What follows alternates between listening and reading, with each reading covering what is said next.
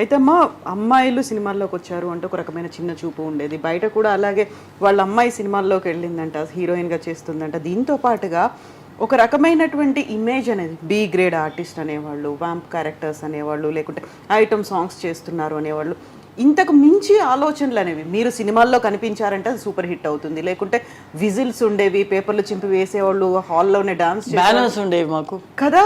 ఇవన్నీ చేసి మీరంటూ వస్తున్నారంటే హీరో హీరోయిన్లకు ఎంత రేంజ్లో కనిపిస్తారో, మీకంటూ సపరేట్ బ్యానర్స్ పెట్టి, కటౌట్లు పెట్టి ఇన్ని ఉండేది కదా. అయినప్పటికీ కూడా ఒక రకమైనటువంటి ఇమేజ్ బయట. అవును, ఇప్పుడు ఇది వచ్చేసి మాకు అనేటప్పటికీ మేము వ్యాంప్గా చేస్తాం కాబట్టి, విలన్స్తో చేస్తాం కాబట్టి మాకు ఎక్కువ ఉంటుంది. హీరోయిన్గా చేసే వాళ్ళకి కూడా మాట్లాడతారు సినిమా వాళ్ళు అని, సినిమా అమ్మాయి అని మాట్లాడతారు. కానీ వాళ్ళు కొంచెం బెటర్, మాకన్నా కొంచెం బెటరు. కానీ మాకు వచ్చేసి నేను కానీ అలా చూస్తే నేను కామెడీ చేసి ఉన్నాను, వ్యాంప్ చేసి ఉన్నాను, సాంగ్స్ చేసి ఉన్నాను, హీరోయిన్గా కూడా చేస్తున్నాము. కానీ పేరు ఉంటుంది, అది అలవాటు పడిపోతుంది. ఇప్పుడు సినిమా చూస్తే ఇప్పుడు సినిమా వేరేలా అయిపోయింది. ఇప్పుడు హీరోయిన్సే మా సాంగ్లు ఆడేస్తున్నారు కదా. ఇప్పుడు ఆ సాంగ్ కని ఉన్న కేటగిరీ చనిపోయింది. దానికని ఒక ఆర్టిస్ట్ ఉండేవాళ్ళు, సంపాదించేవాళ్ళు. వాళ్ళు ఒక 4-5 years ఆ రౌండ్లో ఉంటారు, తర్వాత ఇంకొక ఆర్టిస్ట్ వస్తారు, వాళ్ళు బతుకుతారు అనేది ఆ కేటగిరీ చనిపోయింది. ఇప్పుడు అంతా స్పెషల్ సాంగ్స్ కావాలంటే బయట నుంచి ఎవరినో ఇంపోర్ట్ చేసుకొని రావాలి. లేదు, ఈ పిక్చర్లో హీరోయిన్గా ఉన్నా నెక్స్ట్ ఈ సినిమాలో సోలో చెయ్యి అంటే సోలో చేసేస్తారు అదే హీరోతో, మళ్ళీ వేరే సినిమాలో హీరోయిన్ చేస్తారు. అలా అయిపోయింది. సో ఈ ట్రెండ్ రెడీ టు, ముందైతే గ్లామర్ డ్రెస్ వేసుకోవడానికి మేము ఉన్నాం, ఇప్పుడు అందరూ హీరోయిన్స్ గ్లామర్ డ్రెస్. సో ఈ ట్రెండ్ ఎలా ఉందంటారమ్మా? దీన్ని మీరు ఎలా అయితే యాక్సెప్ట్ చేసేవాళ్ళ? ఎలా? నాకు కొంచెం బాధేనండి, ఎందుకంటే అదే చెప్తున్నాను కదా, మా లాంటి క్యారెక్టర్స్, మా వ్యాంప్ గాను సోలో సాంగ్స్ చేసేవాళ్ళ కానీ ఒక కేటగిరీ ఆఫ్ మూవీ ఉండేది. విలన్కి ఎలాగో ఒక కేటగిరీ ఉందో, కమెడియన్కి ఒక కేటగిరీ ఉందో, దీనికి ఒక కేటగిరీ, ఒక హీరో హీరోయిన్కి ఎలా ఉందో, ఒక క్యారెక్టర్ ఆర్టిస్ట్కి ఎలా ఉందో, అలాగే మాకు ఉండేది. అవును, ఇప్పుడు అది లేదు. మిగతాదన్నీ ఉంది. విలన్ అనేది ఉంది సినిమాలో, హీరో హీరోయిన్ ఉంది, కమెడియన్ ఉన్నారు, క్యారెక్టర్స్ చేసేవారు. మా కేటగిరీ ఉన్నది మాత్రం చనిపోయింది సినిమా ఇండస్ట్రీ నుంచి. అది చాలా బాధ. అయితే మీరు నాట్ ఓన్లీ డాన్సర్ కాదు, ఒక మార్షల్ ఆర్ట్స్ కూడా నేర్చుకున్నారు కదా. అది ఊరికే కరాటే, బైక్ తోలుతాను. బైక్ జావా తోలేవాళ్ళు, రాయల్ ఎన్ఫీల్డ్ ఉండేవి, మోటార్ బైక్స్ అన్ని బైక్ తోలేదాన్ని, సినిమాలో కూడా బైక్స్ తోలేదాన్ని. జీప్స్ వచ్చి మెట్లో నుంచి దిగమన్నా విలన్ గా అంత వ్యాంప్ అంతా చేసేటప్పుడు మెట్లో నుంచి దింపేదాన్ని సెట్లో. అదంతా ధైర్యంగా చేస్తాను. లారీ తోలేదాన్ని అప్పుడు. ఇప్పుడు కార్ తోలడానికే ఇవ్వట్లేదు. I had I bypass surgery 2021లో. అప్పటి నుంచి మా డాటర్ అయినా మా సన్ అయినా better we will drive for you or will keep a driver for you, you please don't drive అని మానిపించేస్తారు. సో ఇవన్నీ బైక్ మీద స్టంట్లు చేస్తున్నప్పుడు, బైక్స్ వేసుకొని తిరుగుతున్నప్పుడు, ఫైట్స్ లో ఉన్నప్పుడు ఇవన్నీ చేస్తున్నారు. హార్స్ రైడింగ్ కూడా ఉండేది. ఆ టైంలో అమ్మో అనురాధానా అనే ఫీల్ ఉండేదా? లేదు అనురాధ ఉంది చేస్తుంది అని కొంచెం ఒక రకమైన భయం కూడా ఉంటుంది కదా. భయం ఉన్నా మేము ధైర్యంగా చేయడానికి చేస్తాం. మా డైరెక్టర్ కానీ, మా కొరియోగ్రాఫర్ కానీ, మా ఫైట్ మాస్టర్ కానీ ఏది చెప్పినా అది చేసేయాలని ఒక ధైర్యం ఉంటుంది. మీకు ధైర్యం ఉంది, మీతో పాటు యాక్ట్ చేసే వాళ్ళకి వాళ్ళు చేస్తారు. నేను కౌబాయ్ నెంబర్ 1లో ఫస్ట్ టైం హార్స్ రైడ్ చేస్తున్నాను. నేను, అర్జున్, భీమరాజు.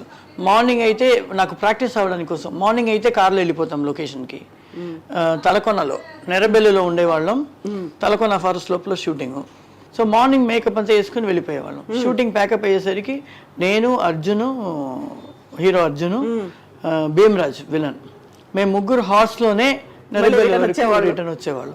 సో మనకి యూస్ అవ్వాలి, నాకు అలవాటు పడాలని వాళ్ళు కూడా నాకు కంపెనీ ఇచ్చేవాళ్ళు. ఎవ్రీడే ఒక 21 days ఒక షెడ్యూల్ ఉండింది, మళ్ళీ ఇంకొక 15 days ఒక షెడ్యూల్ ఉండింది. 2 షెడ్యూల్ తలకొనలో, 3వ షెడ్యూలే చెన్నైలో ఉండింది. సో ఎవ్రీడే హార్స్ రైడ్, బ్యూటిఫుల్గా హార్స్ రైడ్ చేయడం నేర్చుకున్నాం అనమాట. సో అలాగా ఏదైనా నేర్చుకోవాలని. ఒక ఫైట్ కూడా, మేము డాన్సర్స్ కాబట్టి మాకు ఫ్లెక్సిబిలిటీ ఉంటుంది. సో కిక్ చేయాలన్నా, ఒకళ్ళు ముఖంలో కిక్ చేయాలన్నా చాలా ఫ్లెక్సిబుల్గా లెగ్ వస్తుంది. సో దానివల్ల మేము కొంచెం స్టైల్స్ నేర్చుకుంటే చాలు. ఒక స్టైల్, ఆ ఫినిష్ ఎలా ఇవ్వాలి, విల్ బి వెరీ ఫ్లెక్సిబుల్ అనమాట. అవును. బికాస్ వీఆర్ డాన్సర్స్, అందువల్ల. అయితే అనురాధ గారు ఒక మూవీలో మోహన్ బాబు గారిని ఎత్తుకున్నారు కదా, ఏంటది? అది వీర ప్రతాప్ అనే సినిమా. సలీం మాస్టర్ సాంగ్ తీస్తున్నారు, నేను దాంట్లో మోగిని ఆయన ఎత్తుకొచ్చేస్తాను, కింద నుంచి పైకి తీసుకెళ్ళిపోవాలి, మా లోకానికి తీసుకొచ్చేస్తాను ఇలా చేసి. అప్పుడు మోగినీలు ఇలా చేసేసి వచ్చేస్తారు, వశీకరణ చేసి అక్కడ డిజాల్వ్ అయిపోయి ఇక్కడ ఎంటర్ అయిపోతాం. ఎంటర్ అయిపోయి ఆయన్ని సెడ్యూస్ చేయడానికి నేను ట్రై చేస్తే ఆయన నన్ను చూడకుండా ఉంటే నేను ఒక సాంగ్, ఆ సాంగ్ చేసేటప్పుడు బాగా గుర్తుంది, ప్రసాద్ స్టూడియోలో చేస్తున్నాను సాంగ్. ఒక షార్ట్ అయితే నేను ఇలా చేస్తే ఆయన నా చేతిలో రావాలి అని చెప్పారు సలీం మాస్టర్. అంటే మోహన్ బాబు నువ్వేంటి పిచ్చా నీకు పట్టింది, ఎలా ఎత్తుకుంటుంది, ఎలా ఎత్తుకోగలుగుతుంది, నా వెయిట్ ఏంటి తెలుసా, అమ్మాయి పడిపోతుంది, చేతులు పగిలిపోతాయి, వద్దు నీ వీప్ కదా అయిపోతుంది, వద్దు వద్దు వద్దు, లేదు సార్ అమ్మాయి చేసేస్తుంది అని ఆయన. నాకు చాలాసేపుగా వీళ్ళేంటి డిస్కస్ చేస్తున్నారు, నేను ఎప్పుడు షార్ట్ అవ్వగానే అందరూ ఆర్టిస్ట్ కొంచెం దూరంగా కూర్చుంటాం కదా, లైటింగ్ అంతా చేస్తాను. నేను చాలాసేపుగా మాస్టర్ మోహన్ బాబు గారు ఏదో మాట్లాడుతున్నారు, మోహన్ బాబు గారు సొంత సినిమా, ఏంట్రా మాట్లాడుతున్నారు, ఏంటని వెళ్ళి చూద్దామని వెళ్ళి అడిగితే, లేదు నువ్వు ఆయన్ని ఎత్తుకోవాలి, ఆయన వెయిట్ నువ్వు ఎత్తుకోలేవంటున్నారు. నేను ఎత్తుకుంటాను మాస్టర్ అన్న, ఎత్తుతాను మాస్టర్. మోహన్ బాబు వద్దురా వద్దు నీకు అను, నేను చెప్పేది విను అని ఆయన చెప్తున్నారు. నేను చెప్పాను ఫస్ట్ సలీం మాస్టర్ని ఎత్తుతాను, డైరెక్టర్ని ఫస్ట్ మాస్టర్ని ఎత్తుతాను, అది వచ్చిన తర్వాత మీరు కాన్ఫిడెంట్గా రండి మిమ్మల్ని ఎత్తుతాను. మాకు డాన్సర్స్కి ఒక అలవాటు ఏంటంటే, ఎక్కడన్నా చుట్టి గిట్టి మనం మూమెంట్ ఆడి హీరో పైన వెళ్తున్నామంటే మేము ఒక డిప్ ఇచ్చి షూట్ చేస్తే వాళ్ళకి ఈజీగా ఉంటుంది పట్టుకోవడానికి, లైట్ వెయిటెడ్గా వెళ్తుంది బాడీ. ఆ నాకు డాన్స్ తెలిసిన వాళ్ళకే బాగా తెలుసు, డాన్స్ తెలియని వాళ్ళకి తెలియదు, అలాగే ఇంకేనే ఉంటారు, వీళ్ళే ఎత్తాలి. మేమేంటంటే ఒక కాలుతో ఒక డిప్ చేసి we go up with the body వెళ్ళి షూట్ చేస్తాం. అప్పుడు ఇలా పట్టుకోవాలన్నా ఇలా పట్టుకోవాలన్నా ఎలాగైనా ఈజీగా ఉంటుంది, లైట్ వెయిటెడ్గా అనిపించదు. సో సలీం మాస్టర్ గారు ఇలా అనే లోపల వచ్చేస్తారు నా చేతికి, ఇలా ఎత్తేసుకున్నారు, ఎత్తి ఆయన్ని చుట్టి ఆ బెడ్లో అలా చేశాను, ఆయన రావాలి.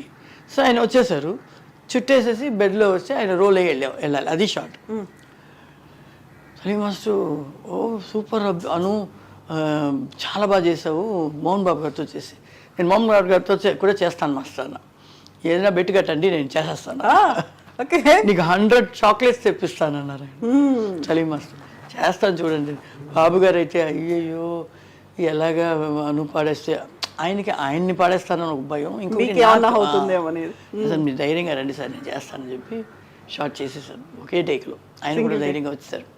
అప్పుడు సలీం మాస్టర్ గారు వెంటనే అనుకి 100 చాక్లెట్స్, అన్ని క్యాడ్బరీస్ 5 స్టార్ అది జంప్స్ అని ఒక full bag 100 chocolates. So what was the reaction from Mohan Babu garu? ఆయన అన్నారు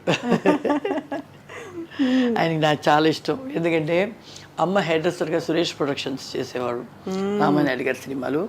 అప్పుడు ఆయన విలన్గా అప్పుడే చేస్తూ ఉన్నారు.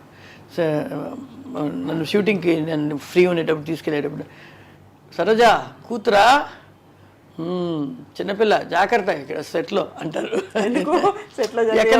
ఎక్కడ కనపడకుండా పోతుందేమో అని.